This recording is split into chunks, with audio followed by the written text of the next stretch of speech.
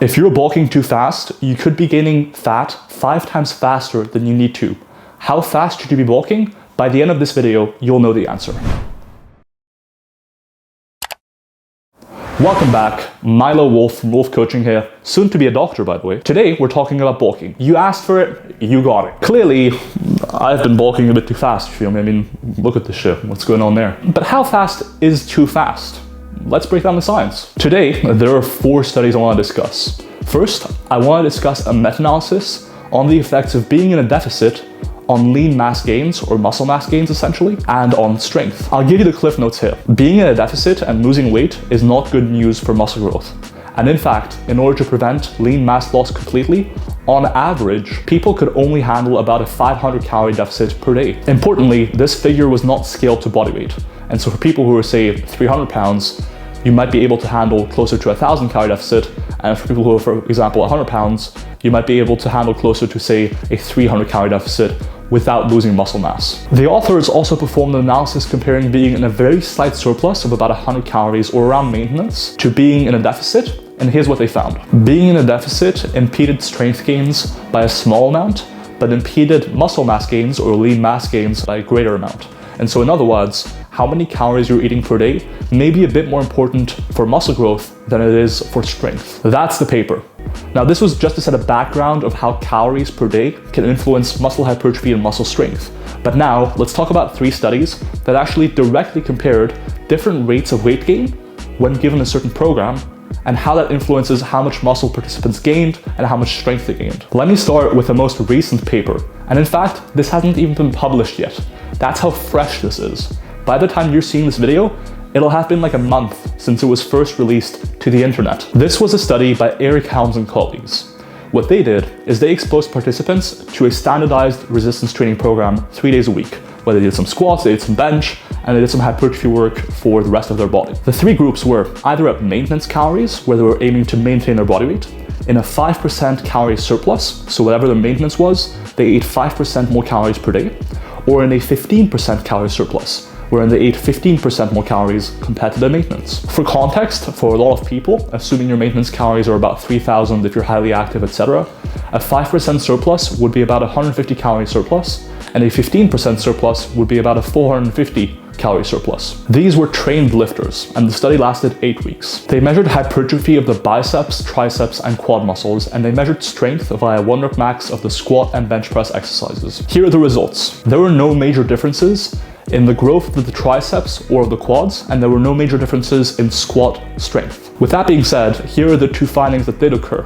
Number 1, there was a notable benefit to a 5% surplus for bench press 1 rep max strength. Number 2, there was a potential slight benefit in favor of gaining weight for bicep size, but not for triceps or for quad size. Importantly, overall, maintaining led to great gains. And so maintaining, like just not gaining weight or losing weight, seems to be a pretty solid approach for getting solid gains. With that being said, bulking slowly can potentially increase both size and strength a little bit.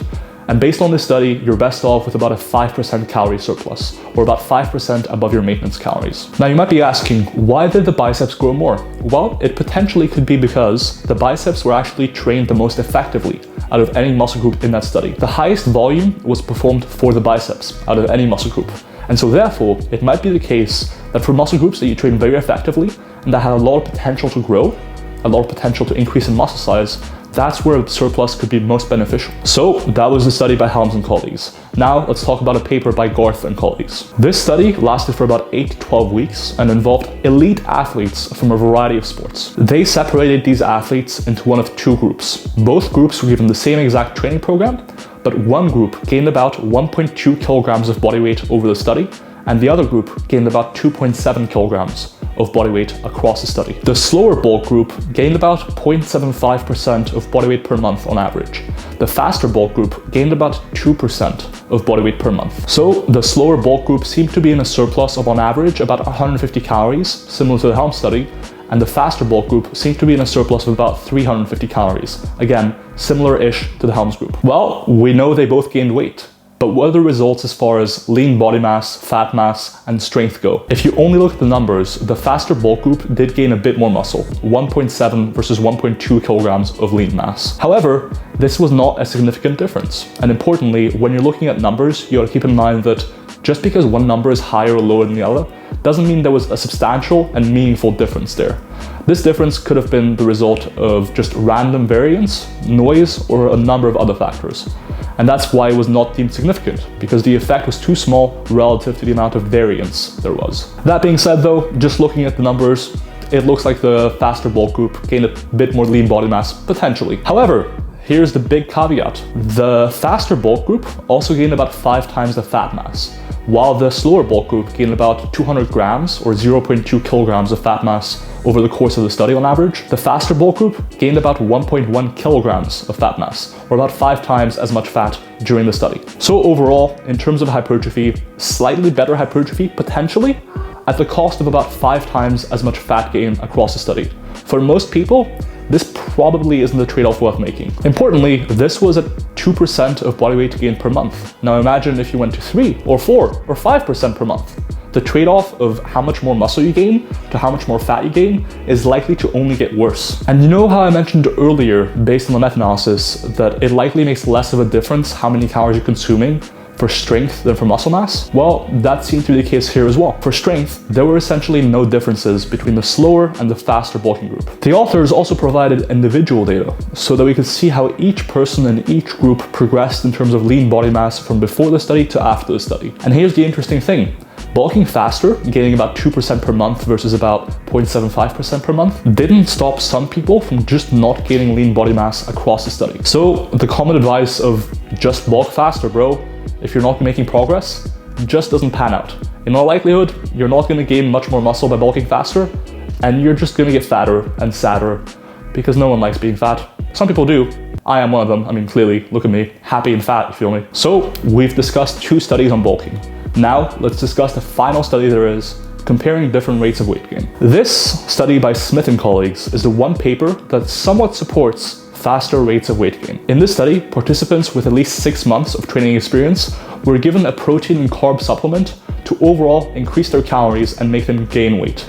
This study lasted 6 weeks. Participants were given a standardized training program that was the same for everyone. Then their results in terms of strength improvements and in terms of muscle mass improvements were analyzed as a function of how much weight they gained. Interestingly, the growth results as far as the muscle thicknesses go are somewhat inconsistent. There's no clear benefit to gaining more weight. In contrast, the strength results generally favored gaining body weight. However, gaining more body weight was associated with gaining more fat-free mass, which is a rough measure of overall muscle mass. That being said, the faster you gained weight, the less lean your gains were as well. In other words, while you gain more muscle, you also gain a lot more fat. Interestingly, and this is where it's a bit contentious, when they analyzed this data, they also found that when participants gained 2% of body weight per month, all of their gains were supposedly fat-free mass. They didn't gain any fat mass. Now, if you've been paying attention, or if you've ever tried bulking for that matter, and you've gained 2% per month, you'll realize that that doesn't really happen very much in the real world.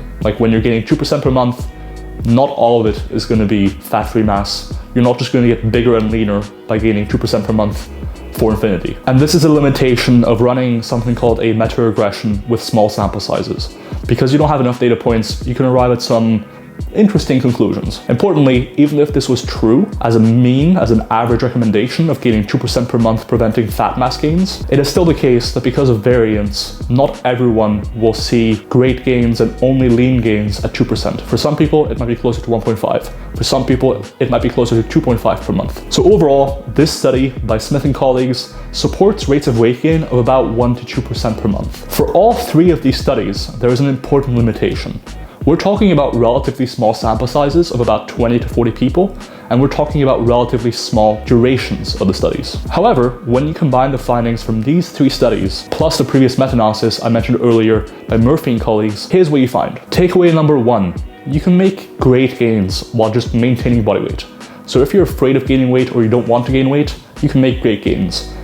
You can even make gains while being in a deficit. Takeaway number 2, if you're cutting, your deficit probably shouldn't exceed 300 to 800 calories per day. 300 calories is more appropriate for people who are, say, about 100 pounds, and maybe 800 calories is more appropriate for people who are, say, between 200 and 300 pounds. If you go faster than this, you may start to risk muscle loss at least a little bit. Takeaway number 3, for bulking recommendations. For lean gains, you should probably keep your rate of body weight gained per month to about 1% per month. For potentially not so lean gains, you can go all the way up to about 2% per month in terms of how much body weight you gain. In the longer term, over months and years, you can argue about whether or not a slower or faster rate of weight gain is better. With a slower rate of weight gain, you may not need to cut as frequently, which means you can bulk for longer periods uninterrupted. With a faster rate of weight gain, you may gain a little bit more muscle, but you will have to cut more frequently. Overall, I think it's roughly a wash. As long as you're gaining about 1 to 2% of body weight per month, closer to 1 for people who don't want to gain as much fat, and closer to 2 for people who are willing to gain a bit of fat in addition to muscle, I think you're in the right ballpark. Next takeaway, both muscle growth and strength gains benefit from a surplus, although muscle growth might potentially benefit more so from a surplus. And the final takeaway, if you're in a good position to put on muscle, like for example, if you're new to lifting, if you're on steroids, if you have great sleep, low stress, really effective training, you have enough time to train, you may be able to bulk a little bit faster and benefit from it without gaining much additional fat or any additional fat. However, if you've been lifting for say 10 years, you have kids, you have bad sleep, you have high stress, in a case where you can't gain much muscle or you're unlikely to, generally limiting your rate of weight gain to about 1% or even slightly less per month is likely slightly better. Anyways, that is the video. A lot of research went into this one. Literally talk about all the evidence on bulking and how fast you should be bulking and muscle growth. So if you liked the video, please comment, like, subscribe. If you want to see any other videos, leave a comment down below telling me what you want to see. And I'll see you guys in that next one. Peace. It is like 7 p.m. on a Wednesday out here, you feel me? We out here grinding though, you know?